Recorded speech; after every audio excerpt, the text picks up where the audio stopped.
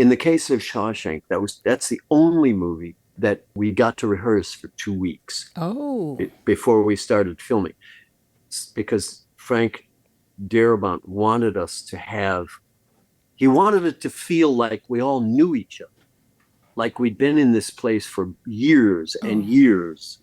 But it's also such a strong piece of writing. Oh, yeah. That we're very quickly all pulling in the same direction. And you can see it in the dining hall scenes when we're all around the same table.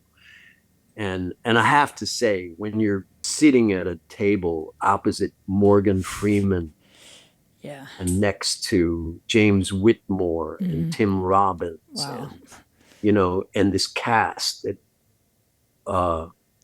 nobody wants to drop the ball. So I said grace. I went, hey, God.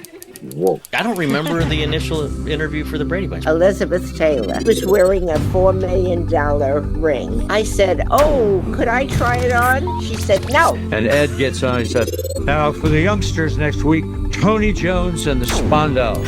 That's one of the best speeches ever given by a father to anybody. And it just happens to have been on the Munsters. Just As Go was one of the first real guitar songs after the disco and ballad craze of the 70s. We're building upon the shoulders of giants. And talk about a media path. Well, that's exactly it. Wow. Welcome to Media Path. I'm Louise Palanker. This week, Lisa Arch's son, Garrett, is actually graduating from high school, but our guest is going to make up for her absence. His media path is that extensive, expansive, and extraordinary. You may have seen him in Shawshank Redemption or Die Hard 2 or Bill and Ted's Bogus Journey or Full Circle or some 187 additional IMDb credits. He is William Sadler, and he joins me shortly. But first, our producer, Dina Friedman, has a recommendation for us. Hi, Dina. Hi, Weezy. So I'm recommending The Burrows, which is a Netflix series. I'm describing it as Stranger Things for the retirement set, which...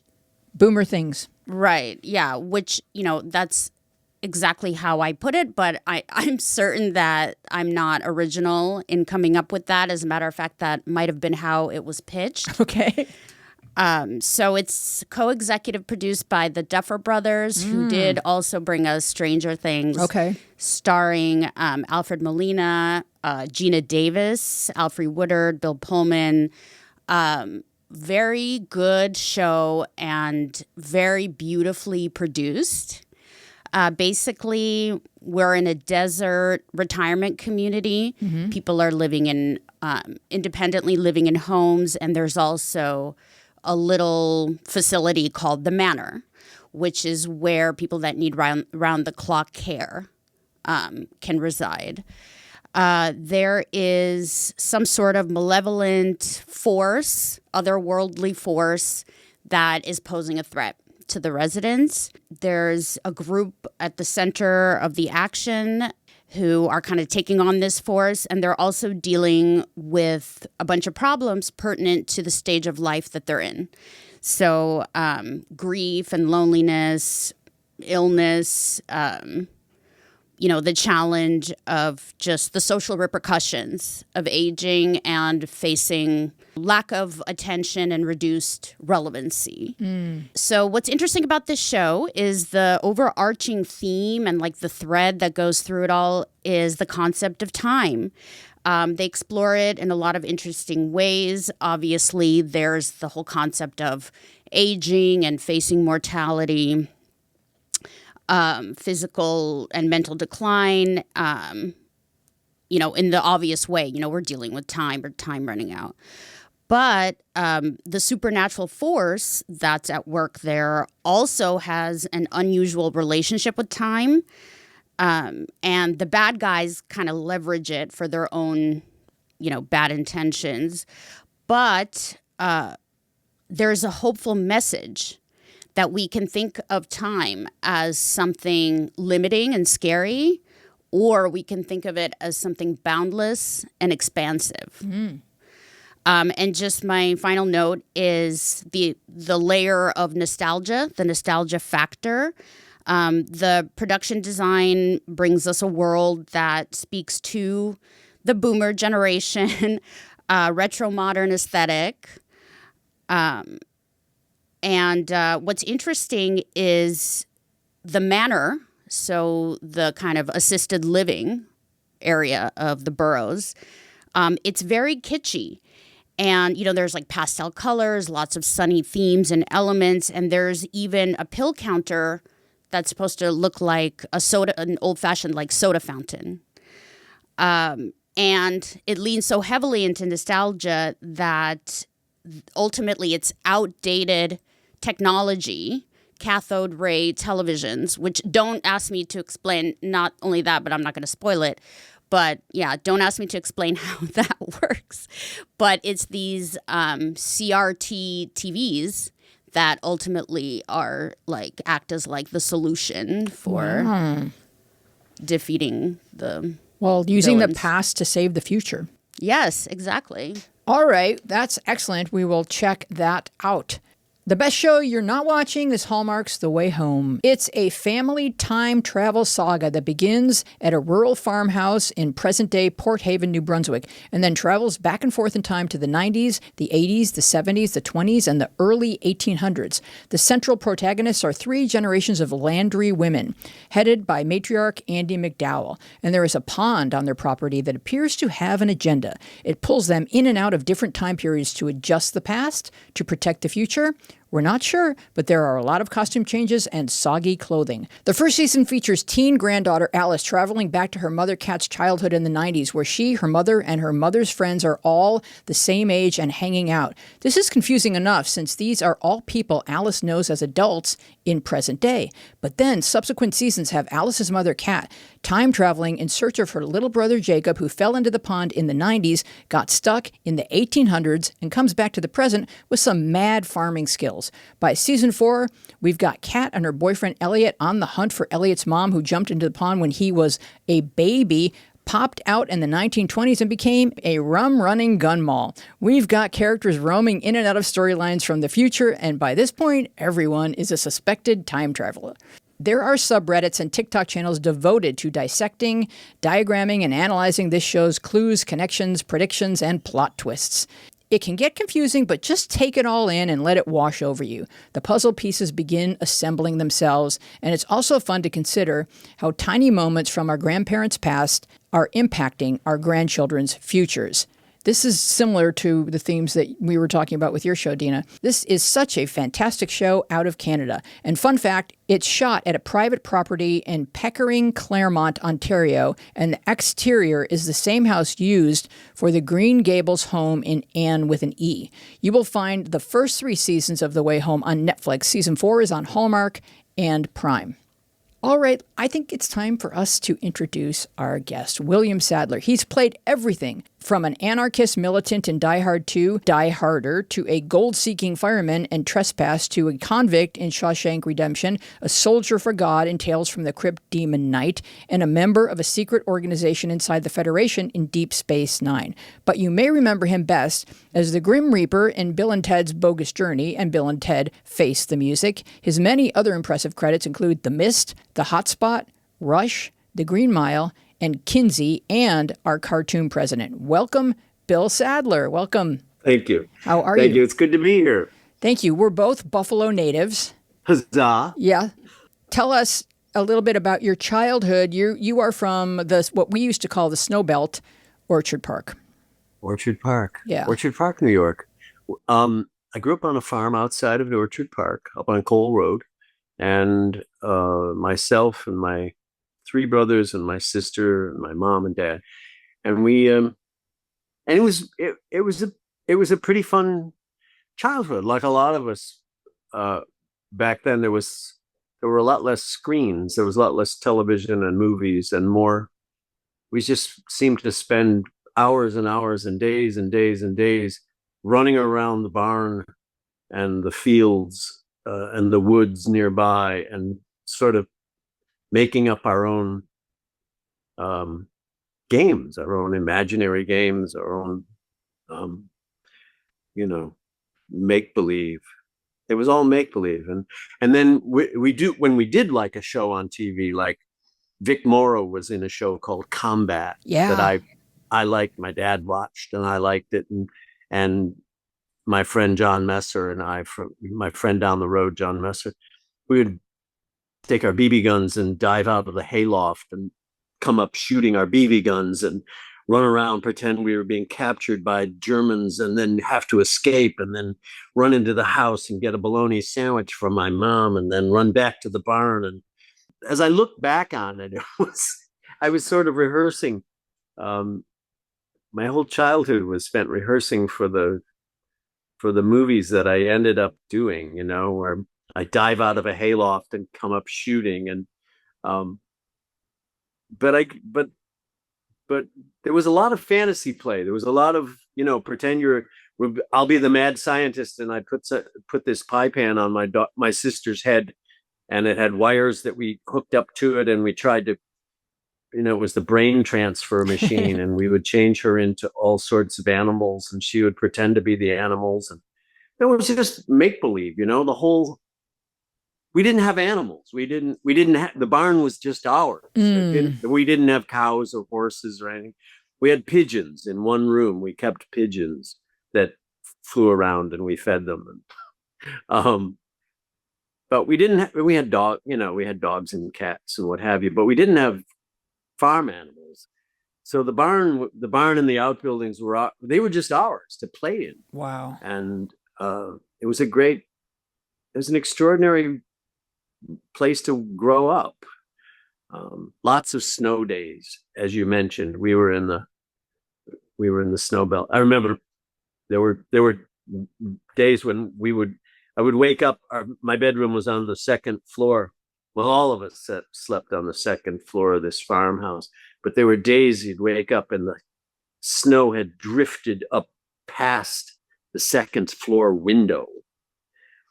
And then you knew that school would be canceled that day, because nothing was going to get up the hill through all of that snow. Yep, we would turn on the radio, WKBW if you were a child, because that was what we were. WKBW. We were obsessed with it, and you would wait for the school closings to be announced, and they went in alphabetical order. Now, I lived in Williamsville. Oh, Williamsville. Yeah. So this is what taught me, delayed gratification, because at the beginning of the alphabet, if Amherst was closed, then probably Williamsville. But you really had to wait. You had to wait for... And you guys in Orchard Park, you guys were always canceled because you just, it was like... Nothing was going to get through all of that snow. Oh, no. But that's where they put our stadium. So, I know. Here's a good spot. Someplace like... Here's a spot. Here's a place nobody wants to use. We could build a stadium there. Yeah, and it's going to be an 80,000 seater, because we are the city with the least number of people that has an NFL team. So we expect everyone to be there. And that's pretty much what happens. And that's pretty much what happened. My mom had season tickets all the way up into her late 80s, and I think she still had tickets when she was 90. Really? For the Bills. Yeah. God bless her. Just Bills fans, it was just in her blood. Oh, yeah. She was out there on days when they would, somebody would be tackled and everybody's laying on the ground and they're under like 2 feet of snow. Yep. You couldn't see if he still had the ball. Or we didn't see him till spring. Yeah, we didn't see him till spring. But it was fun. But it's fun. But Buffalo's a great town. So I want to know a little bit more about Banjo Bill Sadler, because he had one incarnation in your childhood and then a different incarnation later on in your stand-up comedy career. Well, it was really mostly it was the same incarnation. Once I wanted to be I was in a folk band, and I played the guitar. I played ukulele and guitar and mandolin. And I played the 4-string banjo, not the 5-string banjo, which is a bluegrass banjo. Oh. I play the 4-string banjo, which is sort of the Dixieland jazz kind of banjo. But I wanted to be in the variety show, and so I worked up this comedy act where I would tell jokes, really bad, awful jokes, and then and then play my banjo and then tell another couple jokes and then play the banjo and then tell a couple more jokes. And I won second place in the variety show the first year that I did it, which was my junior year. And then the next year, they made me the MC of the variety show. And I did the Banjo Bill act again, and I won first place. Wow. And then I took it out on the road around Buffalo and tried it out at, various I don't know, clubs and things. And I did a show at the Park Lane Hotel. Okay.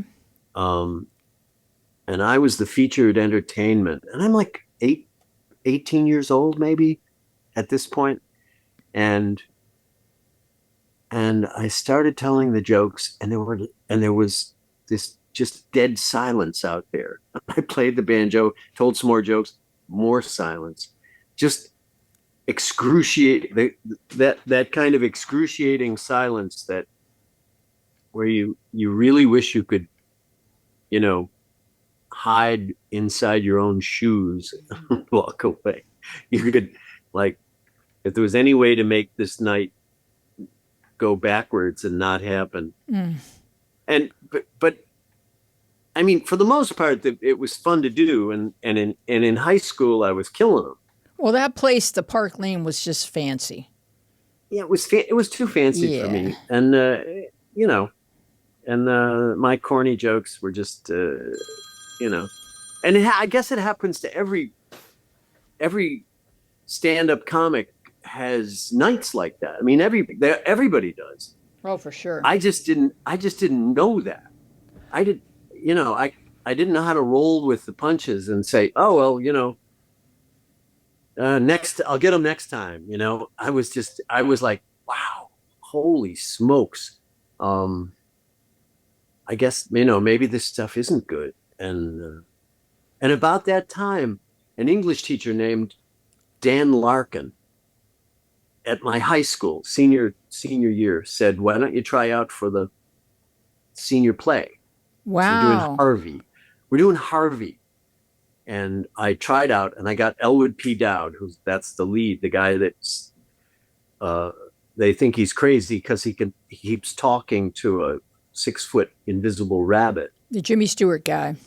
Yeah, exactly. But I had never seen the movie, so I did it completely my way, and I had the best time. I had a great time, and I was apparently pretty good at it. That acting thing. It was the first time I dipped my toe into it. Except for your entire childhood. Except for my entire childhood, which right, exactly. And then I actually did a play at the Amherst Players. Oh. At his suggestion, at Dan Larkin's suggestion. Then they were doing a drama. Frank Gilroy wrote this Pulitzer Prize winning drama called The Subject Was Roses. And it launched Martin Sheen on Broadway. Right. It was a big hit, but it's a 3-character little family drama. Mm-hmm. A mother, a father, and their son who's just come back from the army. Oh. And he comes back from the army and sees his dad being abusive to his mom. His dad is a drunk, and it's beautifully written. And it was the first time that I got a glimpse of what real good writing looked like and felt like, and the kinds of questions that it asked that you had to answer. You had to figure this out in order to play it. You're constantly figuring out why would he say something like that? How would you have to feel to say that? Because on the page, all you get are the words. He stands at the door and he says, da, da, da, da, da, whatever it is. And you have to work backwards. Yeah, because you study what he's been through, and that he's seeing something now through a different lens than before he went to Vietnam. it was exactly. He comes back with clean eyes. Yeah. And he's he's a different person. And that's the drama. That's the play. Yeah. And it was just a great eye opener for me. It came along at exactly the right moment for a kid that was kind of between music and comedy, and I didn't know what I was going to do. I had been accepted at Buffalo State in the industrial arts program Okay. to be a shop teacher. Yeah. Only because my older brother Gary went to Buff State as and to be a shop teacher. But the director of The Subject Was Roses, his name was Bob Schultz, had graduated from Geneseo. Okay. And he said, what are you planning to do after this play when you graduate? And I said, I'm going to go to Buff State and study to be a shop teacher.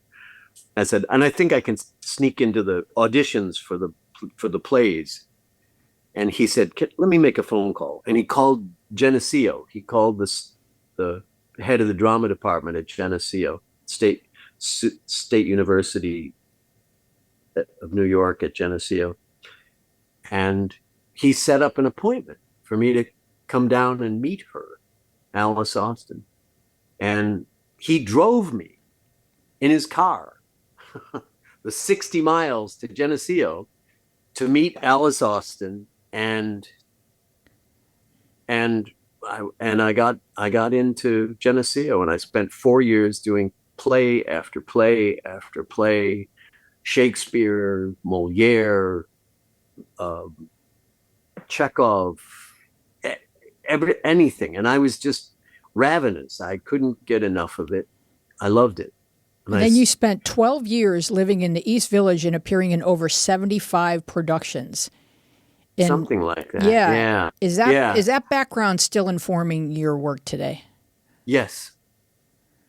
Yeah. Oh, absolutely. After Geneseo, I got a scholarship to study acting at Cornell for 2 years. I did that. Then I came to New York, and I was in the Shakespeare Festival, Shakespeare in the Park, and I started doing theater. Just 11 years of theater, nothing, sort of nonstop theater that ended with a year and a half on Broadway in Biloxi Blues. Yeah, I want to talk about that a little bit, because I would love to hear a Neil Simon story. I'll tell you. Okay, two quick ones. At some point or other in the rehearsals, he wanted to fire everybody. What? Everybody. That's terrifying. Me, Matt Mulhern, just Alan Ruck. Every actor in the show, at some point or another, he was, God, they're awful. Okay, now we got to replace him. Oh, no. And Gene Sachs, the director, would say, Neil, it's all right. Let me work. It's okay. I got this. And my other story is when a scene wasn't working one day, and we couldn't. By that I mean it wasn't funny, or it wasn't funny enough, and he went in the other room, and he came back in about 20 minutes with another scene, an entirely different scene, handwritten. Wow. And had us read it out loud. And it was hysterical. But he just like, off the top of his head, he just like on his feet, creating this play as we went along. And he would make changes, he would make changes as the line didn't get a laugh one night. The next day you'd get a note. There'd be a new line you had to learn, or a new speech or something. And we'd have to come in early and rehearse it. And but it was it was just extraordinary. I mean, Broadway is very demanding, and and it was that was the first time I was on Broadway. I'd been on a number of times since then, but in other shows. But it's always it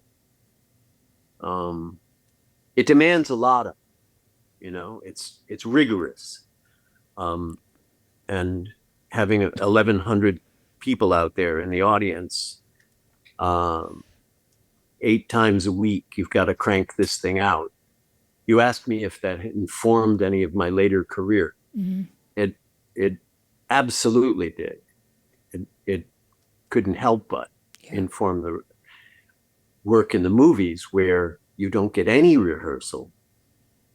You're lucky if you get to run through the scene once or twice while we block it for the camera, and then we're shooting. That's it. So you make all your decisions, the weeks before. You make all the decisions in the hotel room the night before you shoot. Or how do you understand the tone of a movie when you've just read the script? And we've all seen thousands of movies, and they each have their own unique tone. And there you are on the set with these other actors. Does the tone create itself, or is it the director's version of what he would love that tone to be? Like, let's talk about Shawshank, for example, because it takes place inside of a prison, and there's there's a desperation, or there's people have resigned themselves tragically to their circumstances, but then there's like some ray of hope or whatever that sparks a shift. That is the story of the movie. And, how do you find your guy within something that's being created as we go? Well, a lot of that in the case of Shawshank, that's the only movie that we had rehearsal. We got to rehearse for 2 weeks. Before we started filming, because Frank Darabont wanted us to he wanted it to feel like we all knew each other, like we'd been in this place for years and years. And so there's a kind of wisecracking back and forth, camaraderie and banter that goes on between people who've just been together forever. That it's hard to invent that if you've never met the guy that you're playing opposite. Right. And he wanted us to have that kind of ensemble feeling. So Frank had a lot to do with the mood and the tenor of the piece. Mm-hmm. But it's also such a strong piece of writing. Oh yeah. That it's kind of unavoidable. You read it and you very quickly figure out what your job is, what your function is in the telling of this story. Everybody's got a role to play, and we're very quickly all pulling in the same direction, and you can see it in the dining hall scenes when we're all around the same table. And I have to say, when you're sitting at a table opposite Morgan Freeman, and next to James Whitmore and Tim Robbins, and this cast that nobody wants to drop the ball. Everybody brought their A game, and it was like, it's sort of like a conversation around a table is like a little tennis match, with 5 or 6 people. It goes, but you're listening, and you're sort of, in the movies, you're listening with your whole body. You're not, you're taking in just everything. You're sort of a raw wire. And well, for instance, when my character wins the bet and I get fat ass killed, right? And I didn't mean to get him killed. I just wanted to win the cigarettes. So when I hear Hadley coming down the cell block, I started ad-libbing, shut up, to the guy in the next cell. Shut up, just shut up. Come on, shut up. And because I know what's coming, but he can't shut up, and he doesn't shut up, and he gets his head busted. And the next day, almost the first thing I say when I get to the table is, "What happened to that horse of mine?" I think I owe him a big sloppy kiss. I'm making a joke out of it, but I'm asking what happened to the kid that Hadley beat up, Yeah. And the orderly from the clinic says he's dead. Hadley busted his head, and it lands on that table like a brick. It just lands, and you can see it. Nobody wanted him to die. The game wasn't get this kid killed. The game was let's win some cigarettes and have some fun in this awful place. And then Tim, and you can see, and they're just moments. It's like moment. The moments come fast, and Tim's character says, "What was his name?" And I say, "What? It doesn't matter. It doesn't matter what his name was. He's dead. What do you care? Fresh fish." Defensive and angry. Immediately the armor comes back up.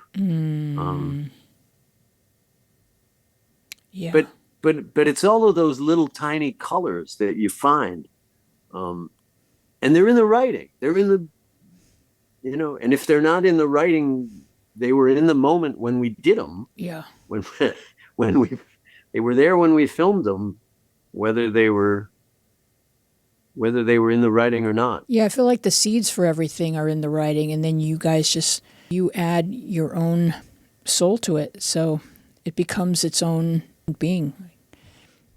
Right. Yeah. Right. It takes on movies. Well, they take on a life of their own. Right. When they're for better or for worse. That one we did everything right, whether we knew it or not at the time, and none of us knew that it was going to become so beloved, or so revered as a film. That was a big surprise, especially after it opened and closed in 3 weeks. That it just closed in the theaters. It died. It didn't make its money back. It was a flop. And then what happened? And then it was nominated for 7 Academy Awards, including Best Picture. And then it didn't win them. And then when they put it back in the movie theaters because it was up for Best Picture. And then it didn't win because Gump won everything. And then Ted Turner put it on Classic Movies, his Classic Movie channel. And people started renting it in the video stores.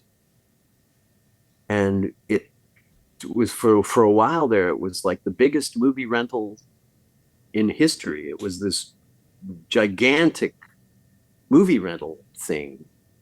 And people heard about it and they saw it. They discovered it, even though they didn't see it in the movie theaters. It found its audience because it found its audience, and it started touching people in ways that nobody could have envisioned.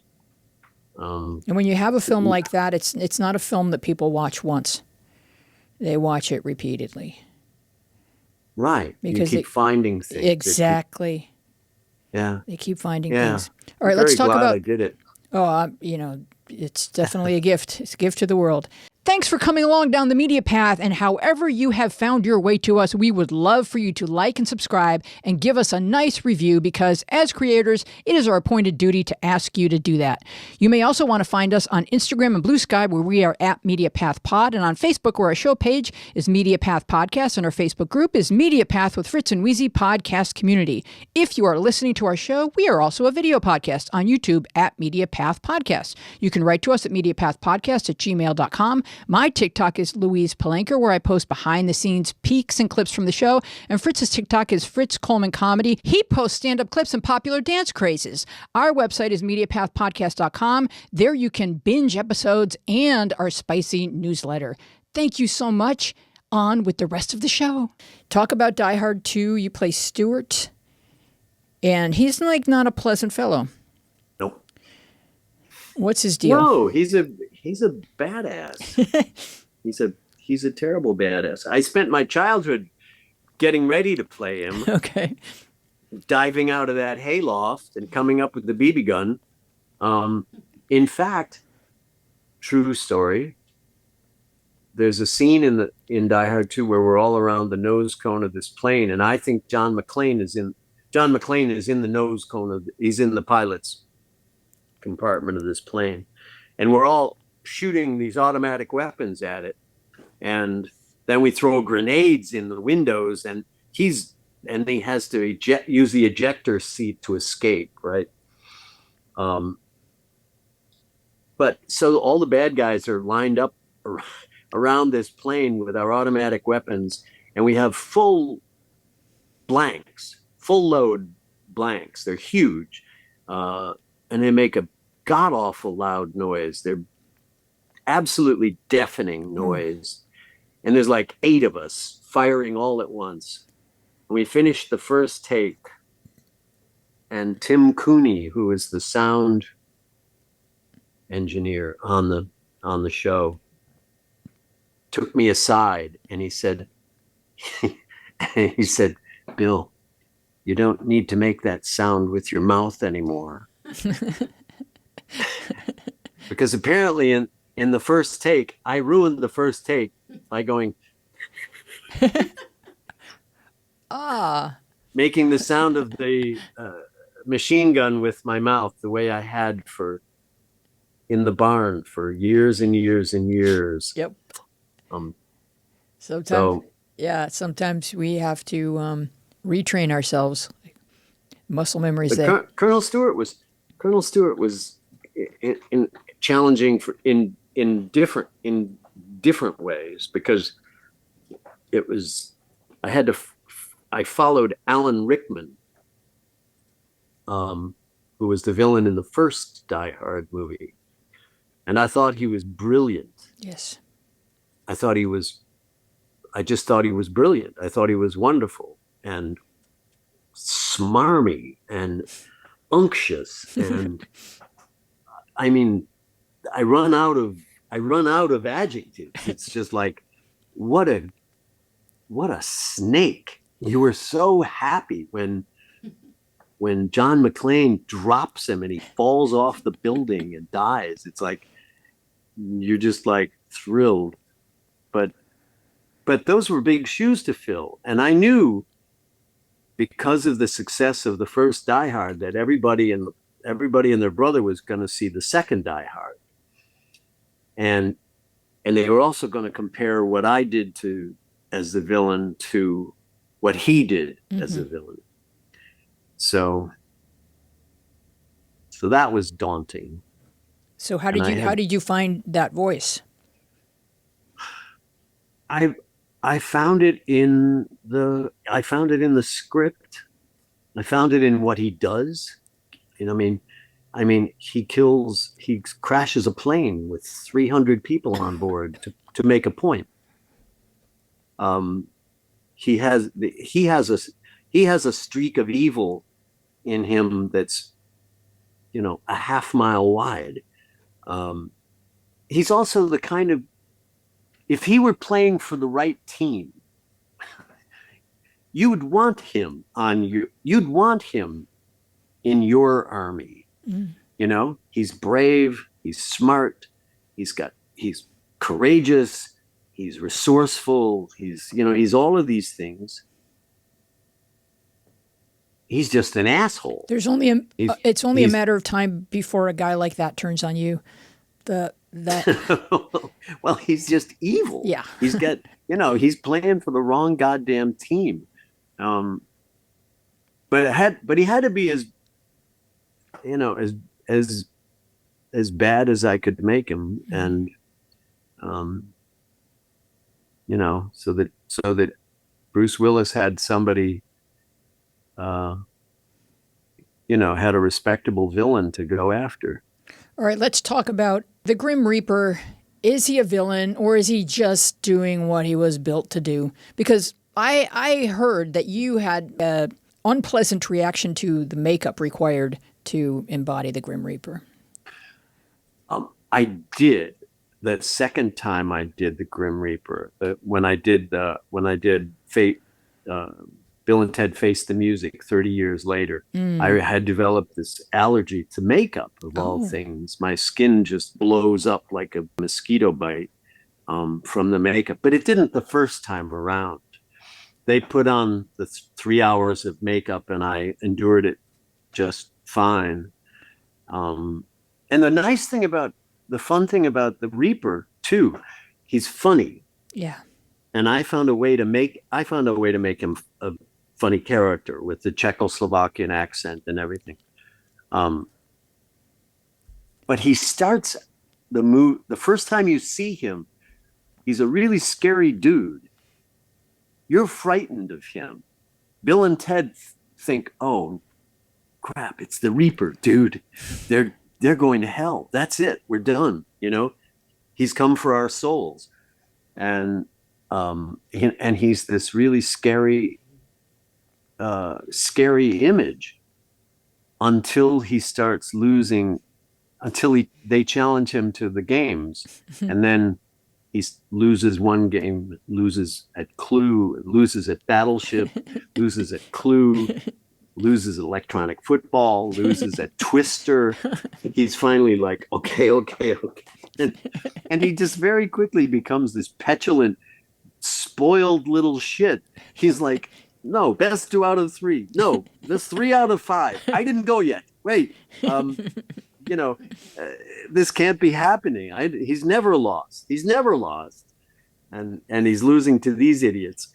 And so it was, it was a takeoff on the Ingmar Bergman Seventh Seal, where death plays chess for the knight's soul. Right. So it was a little homage to Ingmar Bergman, except that it's Bill and Ted. So of course the games are, Twister and Battleship. Yeah. Clue. I believe Colonel Mustard did it in the library with the candlestick. You lose. It was Professor Plum. I said Plum. No way. It was like he lies. He cheats. He's so frustrated and petulant. He's such a bad loser. Yeah. That it's great. It's just great fun. He just falls apart in front of your eyes. He's no longer a scary dude at all. He's just that is something that Bill and Ted did, traveling through history and sort of like disarming people like Napoleon. It's just kind of gratifying. Humor definitely takes the punch out of villainy, right? Yeah. So when Napoleon, like that, there's that moment where they're bowling and somebody says, he's just an asshole. And it's like, yeah, Napoleon was probably quite an asshole. Almost certainly. I think that's what's done definitely in the producers at an extreme level, because, of course, in the 60s, I'm sure the idea of making fun of Hitler was not immediately popular. Yeah. But then, if you can do it effectively, you do definitely. Time for Hitler. Yeah. That was very gutsy of Mel Brooks to, see, but it's one of those things. It's like you make fun of them. And it works in high school too. Like if you're getting picked on and you have the Yeah. ability to kind of turn it upside down and laugh at the bully and cause others to laugh at the bully, then they're disarmed instantly. It just takes it takes the piss right out of them. It takes it defangs them. Yeah, exactly. Exactly. And what's more terrifying than the Grim Reaper? So I just love what you did with him. Thank you. It's beautiful. Thank you. All right, we have a little game called IMDb Roulette. And what we do is we spin your IMDb reel and we land at things that I select. So I do cheat at this game, like the Grim Reaper cheats at Good Twister. to know. Yeah. All right, I'm going to start with number one. I love this credit for you, and I want to hear more about it. It's the CBS Festival of Lively Arts for Young People. In your episode, Henry Winkler meets William Shakespeare. How does that go for them? He had just done the Fonz. Yeah.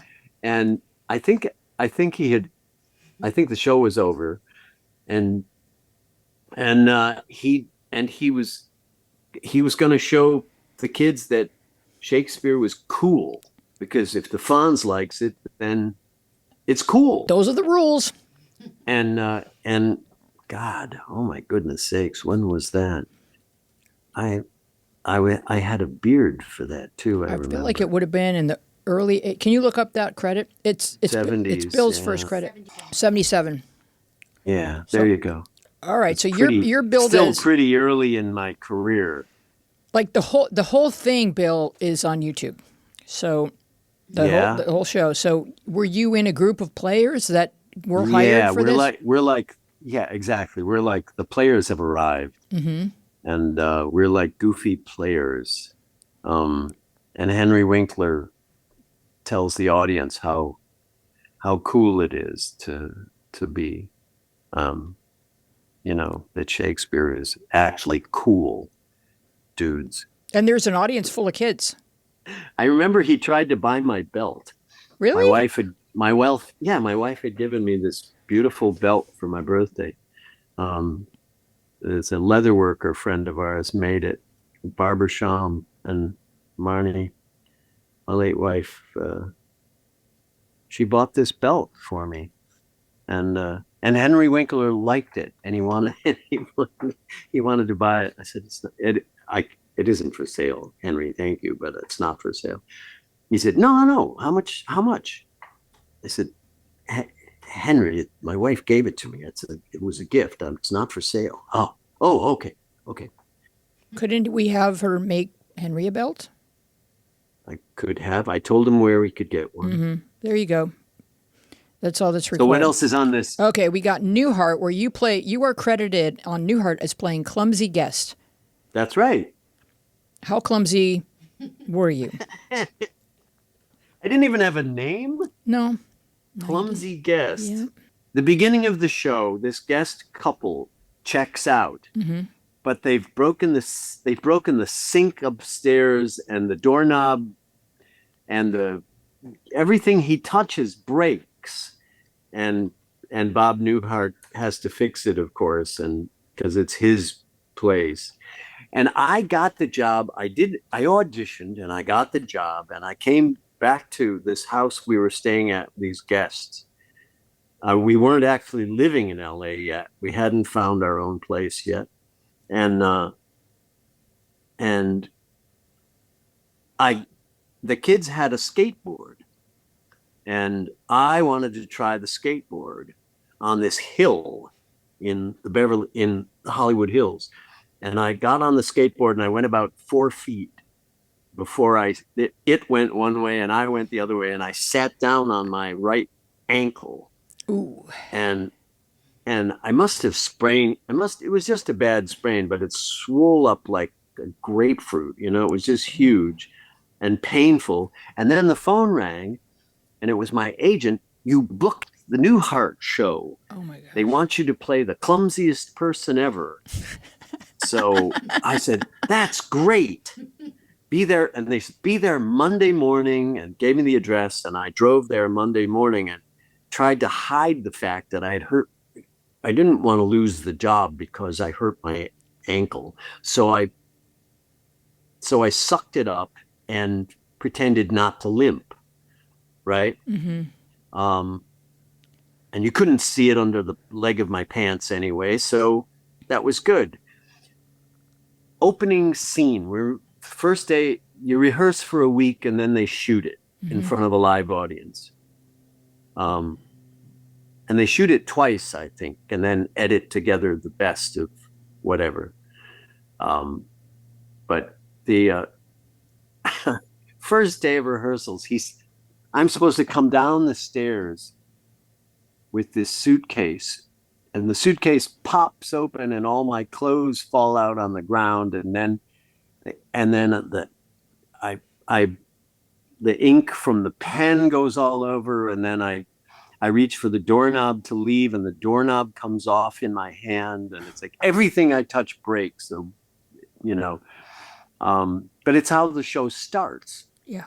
And he said, and Bob Newhart says, oh, you know what? It'd be great if you can. I don't know if you can do it, but if you could do this, you come down as you're coming down. Could you fall down the stairs and let the suitcase open as you're falling down the stairs? Oh, gosh.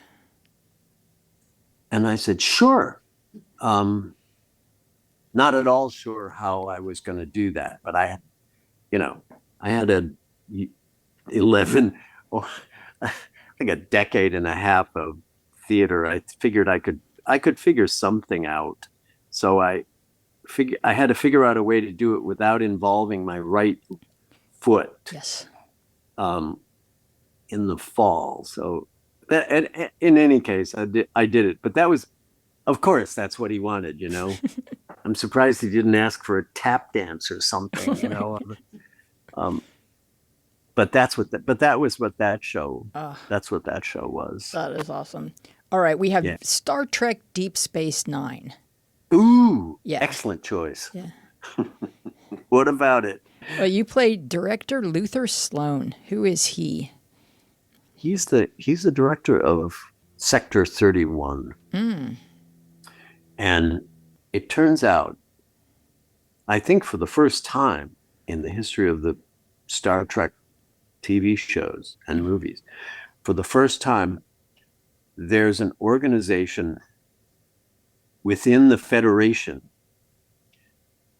who does the dirty work, they do the black ops. They do things behind the scenes so that Captain Kirk can stand out in front and say, we're the good guys. We believe in this and we believe in that and we believe in fair play and so on. And my character was from Section 31, rather. Section 31, it was established when the Federation was formed, but it was a secret even to the Federation, to the rest of the Federation. It was this group of people who would step in and play dirty to win wars. And it was like, he would say things like, you don't think you won that war by yourselves, did you? They would give a whole planet some disease and wipe them out. And whatever is required. I think it came about because of the Oliver North thing with Contras. the Iran-Contra thing, where Ronald Reagan was standing out front being, we don't sell arms for hostages and we don't do this and we're above all of that, when in fact there was a group of people who were selling drugs. They were carrying cocaine to these folks in return for those folks, and they were getting weapons to these folks, and there was all of this horse trading going on behind the scenes that we couldn't be any part of, right? Exactly. But it was happening. It's like evil laundering. And that's what they wrote. And they said Director Sloan that's what he does. Who did you work with then? Oh God, everybody, Michael Dorn and Siddig, who played Dr. Bashir. Most of my stuff was with him. I come on. The first time you see me, I'm sitting in a chair. He wakes up and I'm sitting in a chair in his bedroom watching him sleep. That's super creepy. Yeah, just a bit. Yeah. All right, let's talk the Green Mile. Okay, Green Mile. Klaus Dederick. Hardest thing I've ever done on film. Really? Yeah. Yeah. Because you thought that he had killed your family and he had... Well, the filming of that scene where I have to run across the field and I see the two little girls drenched in blood and I try to beat him up and they pull me off him and so on. And I just dissolve into tears and he's just there's no fear on the planet like the fear of losing a child. There's no creature from the Black Lagoon. There's no alien. There's no creature on anywhere in sci-fi that's more frightening than your kid is missing in a shopping mall. Yes. And I had to kind of go there as an actor, because my daughter at the time was about 4 or 5 years old, little blonde-headed, fluffy nugget, and it was just hard. It was hard to be that like gut sick, frightened, looking for your kids. I mean, he comes out on the porch. She screams and he comes running in and he said, they're gone. And he goes out on the porch. There's blood on the porch and the screen door has been cut. And he grabs his shotgun and takes off through the fields looking for them. And I don't know. I went there because I knew that's what it was required for the scene, you have to sort of go there. So yeah, I did. And it was difficult. It was, not only am I a terrible runner, I hate running.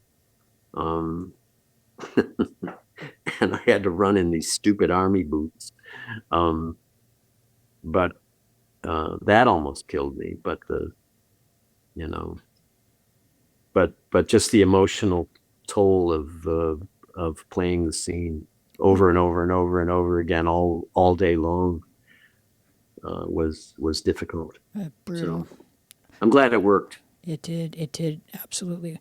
All right, I want to hear about Roswell because the internet says that this is one of your favorite credits. It is. Yeah. I liked Roswell very much. I did it for 3 years, and at the first year I was the sheriff of the town of Roswell, and there are 3 alien teenagers living in the town and sort of having romantic entanglements with humans in the town. And so there's kind of this Romeo and Juliet stuff going on because the aliens can't really, that's never going to work. So the entire first year, I'm the biggest problem that these kids have. I'm onto them. I think I know what's going on, but I'm not sure. And if I catch them, they're going to go to prison or whatever, and so on until the end of the first season, when one of the aliens saves my son, who's been shot, and he just puts his hand on him, and he's healed. And I realize in that moment 2 things.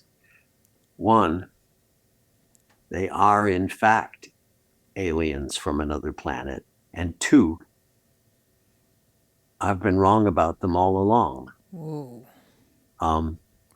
They're the good guys. And I spend the next year the second year of the show, protecting them. So much so that by the third year, I get in trouble protecting them, and I can't tell anyone why I'm protecting them, and I get fired from the sheriff's job, and so on. But it was I enjoyed it. I really did. I liked it was sort of like every week was you'd get a new script, and it was like another chapter in your character's life, you know? Well, your character goes for a ride, so that's a lot of fun to play. Yeah, exactly. He has a journey to go on here, and that was really fun for me. All right, I want to hear about the Comey Rule, because you play Michael Flynn. There have not been a lot of films about Trump 1.0, Trump 2.0. I don't know if companies are afraid of this subject, afraid of having to pay millions of dollars to settle lawsuits, but your film came out, and so everybody ate it up. We have Jeff Daniels plays Comey, and you play Michael Flynn. So I would love to hear about the making of that. I guess that was brave to do. It was necessary to do. I think we were trying to, in a way, kind of set the record straight. Because there's a tremendous disinformation organ going here, where if they say it often enough and they say it loud enough, it starts to become the truth. And even though it isn't the truth at all, and Mike Flynn was in touch with the Russians, and he lied about it to the FBI. And when you lie to the FBI, you go to prison. You get, if they find out about it, you've perjured yourself, and that's what happened. And I mean, and he gets pardoned, and then he gets $1 million in, some sort of settlement from the government, blah, blah, blah. And the saga continues, but the facts remain. And I think what we were trying to do with that film was tell what actually happened as best we could, and get it down on film so that it's not forgotten. It's not lost on the audience that, you're hearing a lot of noise. Just, put this in too, add this to the noise you're hearing, to the permanent record out of the White House. Yeah. Well, that's kind of what it was. I suppose it was brave to do. I don't know. Was it brave to do? I think it was brave because there just haven't been a lot of stories that have come out of this period in history. We've been living through it for 11 or so years, and we're all exhausted.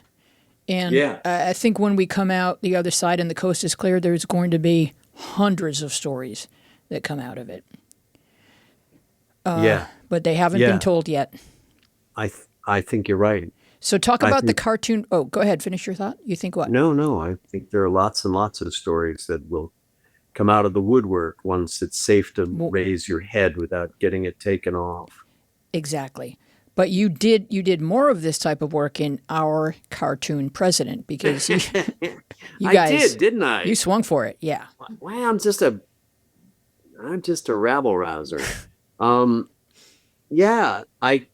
got this. I guess I don't know how I must have auditioned for it, I guess. But I do funny voices, and I've always done funny voices ever since back in the barn. Can I hear a little bit of your Mitch McConnell? My Mitch McConnell. Oh, Mitch McConnell was it was a man from the Senate that we did a fair amount of. He's not if Jimmy Stewart had a whistling list. That was my Mitch. That's sort of my Mitch McConnell. That's And excellent. my Jeff Sessions was, well, I don't know. People say that, people say lots of things about me, and I don't think it's all true. I don't think I'm not bigoted. I say hello to all the black people that work on my property, and they're mowing the lawn. I say, how you doing? It's good to see you this morning. Nice job on the lawn, and so on. And I'm like, and I would get going, and I would just improvise and have fun with it. And I don't know. Stephen Colbert did this thing for a while where he, at the Ed Sullivan Theater building, where their offices are upstairs, and they put a sound booth upstairs, and they had scripts, and they met, and they would have meetings, and Stephen would be there, and we would read the script. They had a guy who sounded just like Donald Trump, really, really good Donald Trump sound. And we put the voices to these cartoons, and then they would draw the cartoons to tell the story, and we would add the voices then.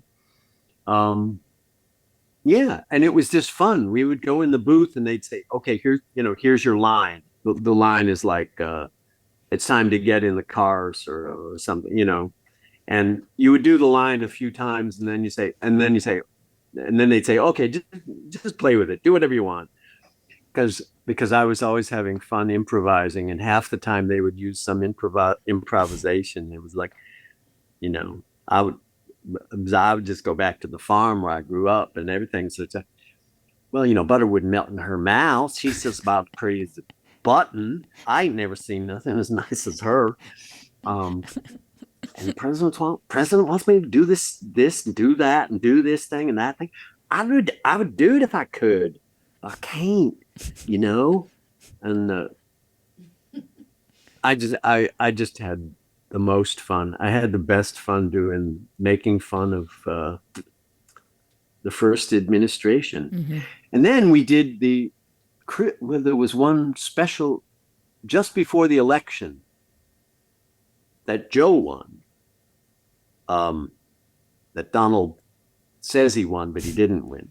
Just before the one that Joe won, yes, we did an election special, which won Emmy Awards. Oh. And all of us who did voices and worked on the thing got this document that we could frame and put on the wall. That's from the Emmy committee saying you've been awarded an Emmy for your work on the cartoon president election special. And but did you actually win? I think it was fixed. I think you guys were cheating. I think you guys are still counting the votes a couple of weeks later. I don't know if you actually won. It's all rigged. It's all rigged. That's the word. Oh my God. I was searching for it. All right.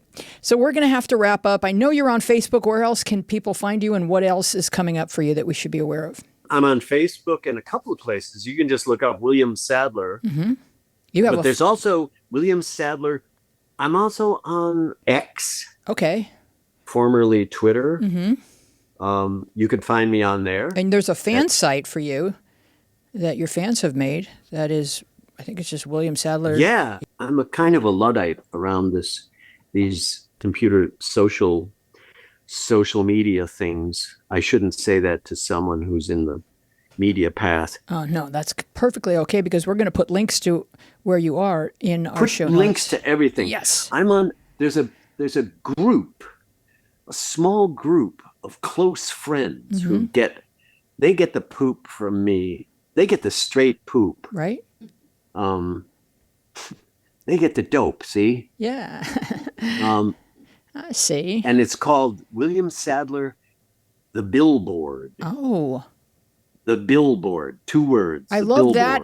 It's so clever.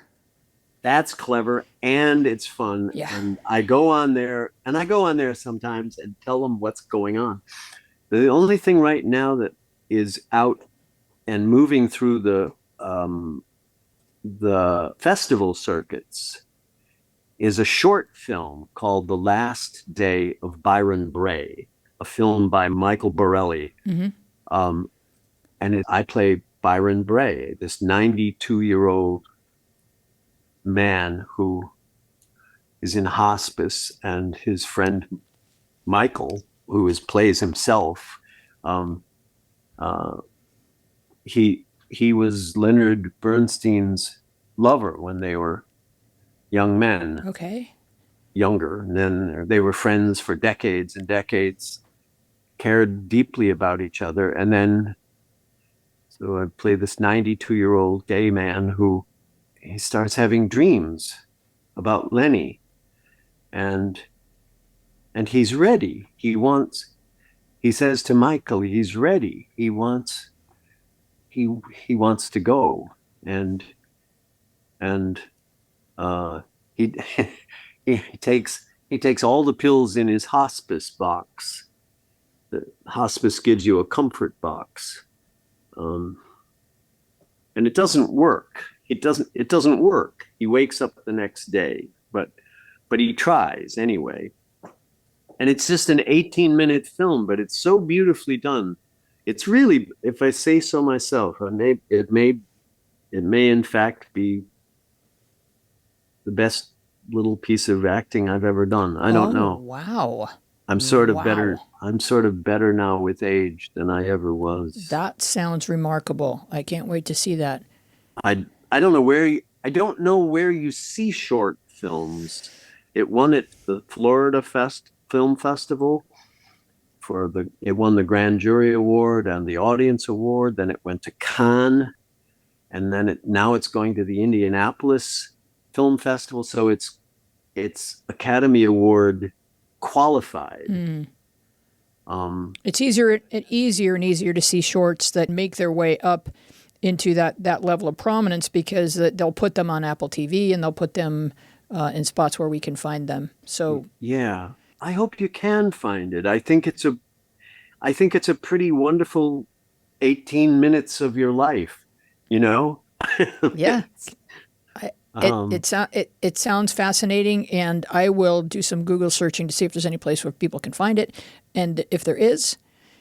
And these shorts, you could let me know. I will, Bill. I will. But these shorts eventually make their way to YouTube. You know, if they don't get nominated, most shorts don't get nominated for Academy Awards, but they will make their way to Vimeo or YouTube at some point without a password. So I'll do a search and let you know. Okay. I appreciate that. Thank you. It's been just like a blast talking with you. So here come our closing credits. We want to thank our guest, William Sadler. Our team includes producer Dina Friedman, John Maddox, Mason Brown, Raf Rusak, Jordan Reyes, Haley Freight, and you. Our theme music is by me and John Maddox. I am Louise Palanker. Be well and wise, take good care of each other, and we will see you along the media path. That was awesome, Bill. Thank you. That was so Thank good. you. That was fun.